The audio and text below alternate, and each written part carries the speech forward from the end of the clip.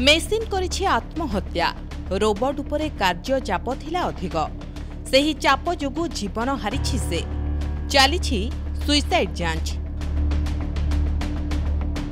आत्महत्या एही शब्दटी एबे कमन होई गलानी।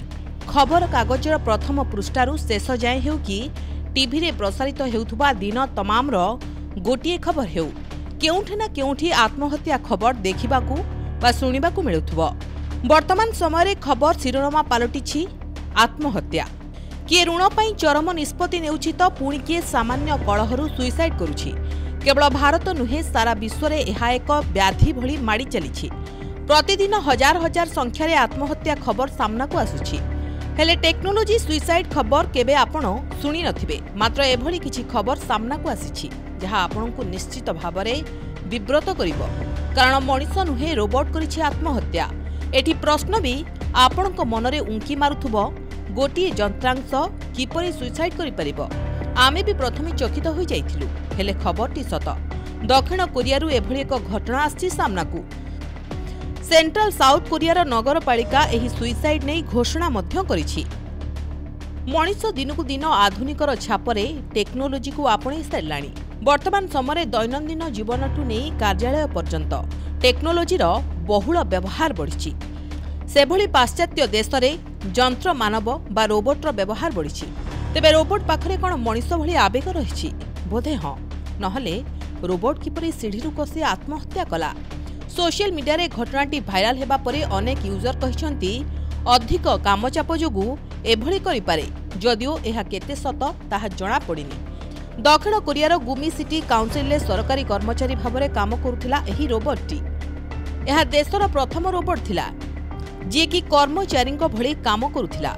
रोबोटटी भल काम करुथुबारु अन्य कर्मचारी माने ताकु भल पाउथिले। अधिकारी कहिबा अनुसार रोबोटटी 2 मीटर उच्चा सीढ़ी डेई पड़िबा जोगु निष्क्रिय होई जाइछि। नगरी निगम टीम जड़े अधिकारी कहिसंती आत्महत्या करथिबा रोबोट प्राय 1 वर्ष ହେଲା सहरवासीଙ୍କ प्रशासनिक कार्य रे साहाय्य करुथिला। तांकु गत सप्ताह ऑफिस सीढ़ी तलू निष्क्रिय अवस्था पड़िथिबार अधिकारी माने देखिबाकू पाइले। अर्थात रोबोटटी एक्टिव नथिला।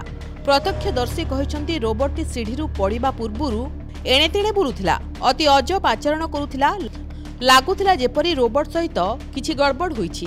एणे तेणे घुरी बुलिबा सह परे निजुको अचल करिबा आरंभ करिथिला। एहा परे रोबोटटी खंड खंड होई भांगी पड़िथिला।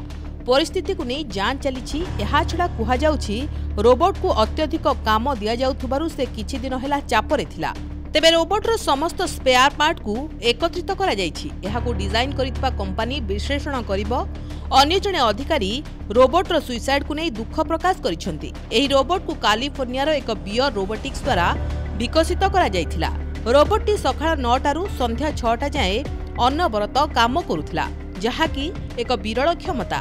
तेबे एही घटना प्रथमे नुहे किछि वर्ष तले अमेरिकार वाशिंगटन डीसी रे घटिथिला समान घटना। स्टीव नामक एक रोबोट वाटर फाउंटेन को डेई करिथिला आत्महत्या। से स्टीव सिक्यूरिटी गार्ड भाबरे काम करुथिला। तेबे जांच पर जणा पड़थिला स्लीप करि जिबारु रोबोटटी पानी भितरे पड़ी जाइथिला। ब्यूरो रिपोर्ट प्रमेय न्यूज 7 डिजिटल।